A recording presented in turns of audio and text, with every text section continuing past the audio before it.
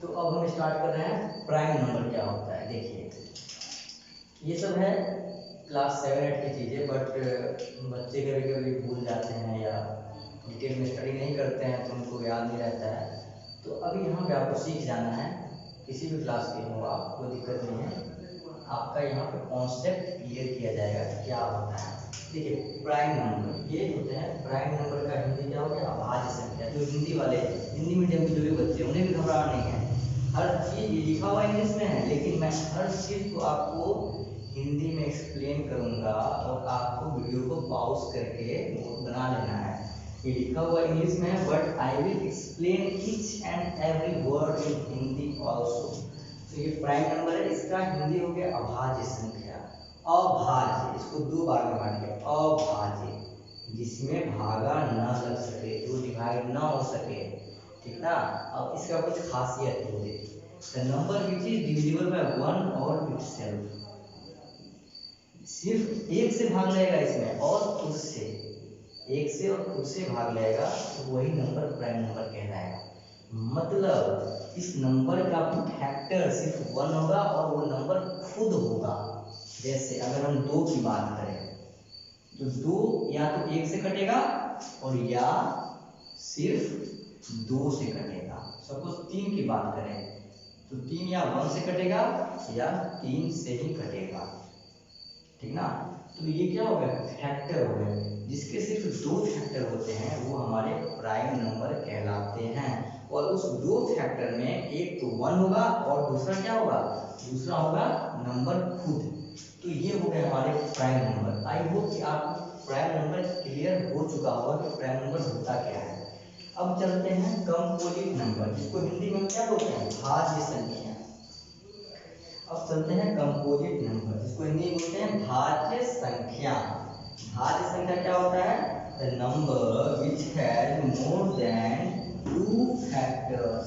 जैसे यहाँ पे सिर्फ दो फैक्टर आ रहे थे, लेकिन यहाँ पे जो है मोर देन टू फैक्टर, दो से ज्यादा फैक्टर जब भी आ गए हम क्या कहेंगे, नंबर कंपोजिट हो गया है। अब ये नंबर प्राइम नहीं रहा। तो एग्जाम्पल हम चेक कर लेते हैं एक बार। देखिए 4 है, यहाँ पे 4 के फैक्टर बताइए बच्चों, 1 2 एंड 4। यहाँ पे आप देख रहे हैं कि ये 4 के फैक्टर क्या क्या हो गए, एक से मतलब दो से ज्यादा हो गए हैं। एक 1 2 और 4 तीन फैक्टर हो गए। तो दो से ज्यादा फैक्टर जैसे हो गए तो क्या दिमाग में हिट करना चाहिए, ये कंपोजिट नंबर है ना कि प्राइम नंबर है। सपोज हमने ले लिया कोई 8 ले लिया, 1 2 4 एंड 8, ये हैं 8 के फैक्टर। तो हम कह सकते हैं कि इसके दो से ज्यादा फैक्टर हैं तो ये कंपोजिट नंबर है ना कि प्राइम नंबर है। ठीक, तो यहाँ से आपका एक चीज क्लियर हो जाएगा, प्राइम नंबर क्या होता है और कंपोजिट नंबर क्या होता है। एक इंपॉर्टेंट पॉइंट नोट में लिखिए, smallest prime number 2, 2 is the smallest even prime number and 3 is the smallest odd prime number। यहाँ पे लिख देते हैं बच्चों, 3 is the smallest odd prime number.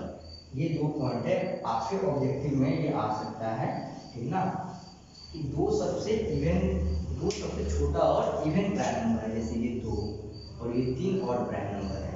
अब बहुत बच्चों को ये पता नहीं होगा कि इवन नंबर ऑड नंबर क्या होते हैं, तो खैर उसको भी हम बता देते हैं। इवन नंबर क्या होते हैं, सम संख्या, जो नंबर 2 से पूरा विभाजित हो जाए। The number which is divisible by 2 are called even number. जिसमें 2 से पूरा अच्छे तरीके से भाग लग जाए, पूरा कट जाए, कोई रिमाइंडर ना बचे, तो हम कह सकते हैं ये नंबर 2 से डिविजिबल है और ये इवन नंबर है। और ऑड नंबर क्या हो गया, the number which is not divisible by 2 are called odd number. जिसमें 2 से पूरा भाग ना लग जाए वो क्या हो गया, ऑड नंबर हो गया। तो इवन नंबर के एग्जांपल क्या हो गए, इवन के एग्जांपल हो जाएंगे 2 4 6 8 etc। और ऑड के एग्जांपल क्या हो जाएंगे बच्चों, 3, 7, 9, 11 ये सब क्या है इवन नंबर ऑड नंबर हो गए। ठीक, अब एक और बात आपको समझानी है यहाँ पे, अगर कोई कह दे ये बताइए 4, 6, 9, 8, 7, 6, 5 ये इवन है कि ऑड है, तो आप कैसे बताओगे? अब देखिए बहुत बच्चे इसमें 2 से भाग देने लगेंगे, इसमें 2 से भाग देने लगेंगे और कहेंगे फिर जाके भाग दे कहेंगे इवन है कि ऑड है। हमें भाग नहीं देना है, हमें स्मार्ट बनना है और देखना है यहाँ पे क्या है 5 है ऑड नंबर, 5 क्या है ऑड नंबर होता है।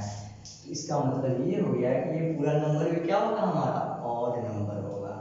अगर हम ऐसा करते हैं कि 5 को यहाँ से इरेज कर दें, अब बताइए ये नंबर ऑड है या इवन है, तो हमें क्या देखना है यूनिट डिजिट देखना है कि ये इवन है, तो ये क्या हो जाएगा पूरा नंबर इवन नंबर हो जाएगा।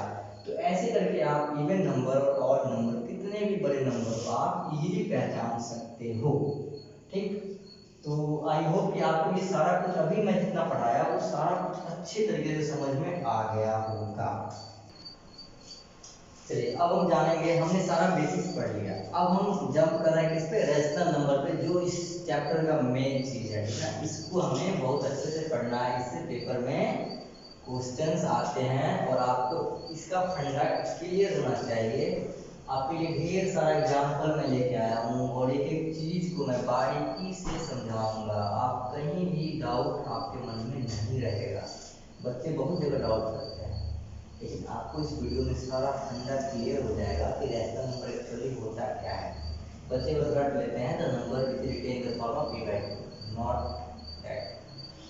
यहाँ पे सिर्फ रटना नहीं है, समझ के चलना है चीज़ों को कि एक्चुअली में नंबर को हम कैसे लिखते हैं, क्या है p2, क्या है q, क्यों 0 क्यों नहीं होना चाहिए। ठीक ना, अब चलिए बात करते हैं रैशनल नंबर। तो हिंदी में बोलेंगे परिमेय संख्या। हिंदी वाले बच्चे ध्यान दीजिएगा, परिमेय संख्या जो आप हिंदी में पढ़ते हैं उसी को हम इंग्लिश में रैशनल नंबर पढ़ते हैं। और ये जो इंग्लिश में लिखा हुआ है ना, घबराना नहीं है, देख के घबराना बिल्कुल भी नहीं है। The number which is written in the form of p/q, जो संख्या को हम p/q के फॉर्म में लिखते हैं, इस नंबर को हम p/q के फॉर्म में लिखते हैं, जहाँ पे p और q क्या होता है इंटीजर होता है। अब इंटीजर एक वर्ड आया जो कि मैंने आपको पहले क्लियर कर दिया, इंटीजर क्या होता है, या तो वो पॉजिटिव भी हो सकता है या वो नेगेटिव भी हो सकता है। हिंदी वाले बच्चे क्या पढ़ते हैं धनात्मक और ऋणात्मक। इंटीजर क्या होते हैं, 2 तरीके हो सकते हैं, पॉजिटिव भी नेगेटिव भी। यहाँ पे कोई इंडिविजुअल नहीं चर्चा किया गया है कौन सा होगा, या तो ये पॉजिटिव भी हो सकता है या नेगेटिव भी हो सकता है। And q not equal to 0 are called real नहीं होगा यहाँ पे, sorry, rational number, are called rational number. ठीक, अब देखिए p/q के फॉर्म में होगा और q 0 के बराबर नहीं होगा तो हम कह देंगे रैशनल नंबर। क्या ये कंडीशन सेटिस्फाई कर रहा है? यहाँ पे एग्जांपल नंबर 1 को चेक कीजिए जरा, 2/5, इतना तो पता लग रहा है कि 2/5 क्या है, p/q के फॉर्म में है। p भी इंटीजर, q भी इंटीजर, 2 भी इंटीजर, 5 भी इंटीजर, हालांकि क्या है पॉजिटिव इंटीजर है। ठीक, और q नॉट इक्वल टू 0 मतलब 5 यहाँ पे जो कि 0 के बराबर नहीं है, हम कह सकते हैं कि ये क्या है हमारा रैशनल नंबर है। 3/6 कर देते हैं, ये भी है क्योंकि 3 भी एक इंटीजर है, 6 भी एक इंटीजर है, और 6 q के बराबर है, डिनोमिनेटर में है q क्या है डिनोमिनेटर में है, 6 भी क्या है डिनोमिनेटर में है, और 6 0 के बराबर नहीं है, तो हम क्या कह देंगे ये भी रैशनल नंबर है। -5/3, देखिए -5/3, यहाँ पे क्या है -5 क्या है नेगेटिव इंटीजर आ गया, और 3 क्या है पॉजिटिव इंटीजर है और 0 के बराबर नहीं है q। यहाँ पर क्या कहेंगे ये भी एक क्या है रैशनल नंबर है। अब बात करते हैं 4 की, क्या 4 रैशनल नंबर है? बहुत से बच्चे कंफ्यूज करते हैं सर 4 होगा कि नहीं होगा। बिल्कुल होगा, क्यों होगा, क्योंकि हम 4 को 4/1 मतलब 4/1 लिख सकते हैं, और 4 भी एक इंटीजर 1 भी एक इंटीजर, और 1 जीरो के बराबर नहीं है तो हम कह सकते हैं वो भी रैशनल नंबर है। अब 0.25 रैशनल नंबर है कि नहीं है बताइए। देखिए अब ये पॉइंट आ गया, कुछ बच्चे घबरा जाते हैं पॉइंट देख के, कुछ नहीं करना है, पॉइंट को क्या करना है, डेसिमल को हटाना है, नीचे क्या करेंगे 100 डालेंगे, इसको कट कर देंगे, ये क्या आ गया 1/4। अब आप बताइए 1/4 तो रैशनल नंबर है, इसका मतलब 0.25 क्या है रैशनल नंबर है। तो अगर किसी भी फॉर्म में दिया है और बताना हो रैशनल नंबर तो उसको क्या करना है इक्विवेलेंट, उसको स्टैंडर्ड फॉर्म में लाना है, इक्विवेलेंट नहीं स्टैंडर्ड फॉर्म में आप लाइए और चेक कीजिए क्या ये रैशनल नंबर है कि नहीं है, तो यहाँ इजीली आप बता सकते हैं। अब देखिए ये मिक्स फ्रैक्शन में हमने एक एग्जांपल लिया है ताकि आपका ये भी कॉन्सेप्ट क्लियर हो जाए। इसको क्या करेंगे 2 टू 4 + 1 5/2 है, ये दिख रहा है इंटीजर है, q 0 के बराबर नहीं है तो यहाँ पे ये भी एक हमारा रैशनल नंबर हो जाएगा। जीरो इज रैशनल नंबर और नॉट, वेरी इंटरेस्टिंग, बहुत बच्चे कंफ्यूज करते हैं सर जीरो होगा, हाँ जी बिल्कुल होगा, क्यों नहीं होगा।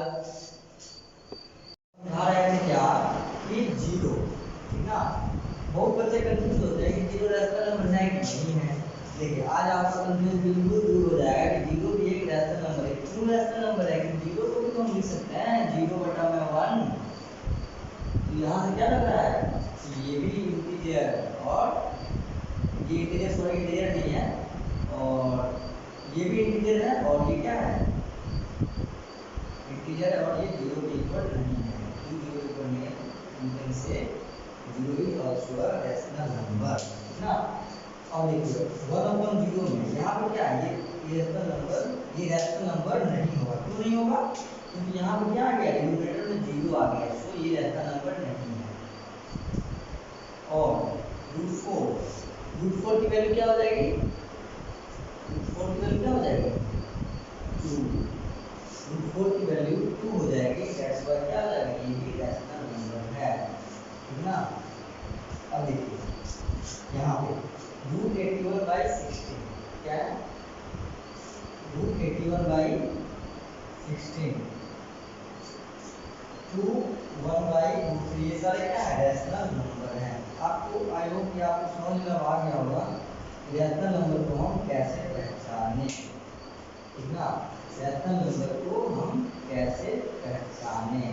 और यहाँ पे क्या है ये 0 भी हमारा एक रैशनल नंबर है क्योंकि ऊपर नीचे के फॉर्म में है, both are integer and q not equal to 0, तो हम कह सकते हैं यहाँ पे क्या 0 भी एक रैशनल नंबर है। आई होप आपको क्लियर कट समझ में आ गया होगा और कुछ चीज़ें नीचे लिखी हुई उसको ऊपर लिख के आपको समझा रहे हैं। देखिए अगर ऐसा दे दिया है √81/16 ये रैशनल नंबर है कि नहीं है, तो बच्चे को घबराना नहीं है, ये क्या है स्क्वायर रूट इसका निकाल लेना है 9/4 दैट इज रैशनल नंबर, क्योंकि ये 0 के बराबर नहीं है, इसकी वैल्यू है 4, तो हम कह सकते हैं ये रैशनल नंबर है। अब दे देगा 2 1/3, इसको मिक्स फ्रैक्शन को क्या करेंगे कन्वर्ट कर देंगे, 3 2 6 + 1 7/3, ये क्या है रैशनल नंबर है। अब दे देगा 3 1/0, अब 0 × 3 0 0 + 1 1/0, इसका मतलब क्या हो गया नीचे 0 आ गया, ये रैशनल नंबर नहीं है। इस तरीके से आपको थोड़ा सा माइंड का अप्लाई करके और बारीकी से इसको समझ करके आप क्लियर कर बता सकते हैं कौन सा नंबर रैशनल है कौन सा नंबर इरेशनल है। आपको समझ में अब हमें लग रहा है, आई होप कि आपको क्लियर कर बातें समझ में आ गई होगी रैशनल के बारे में। अब हम इसके कुछ रिमार्क्स पढ़ेंगे आने वाले समय में, ठीक ना।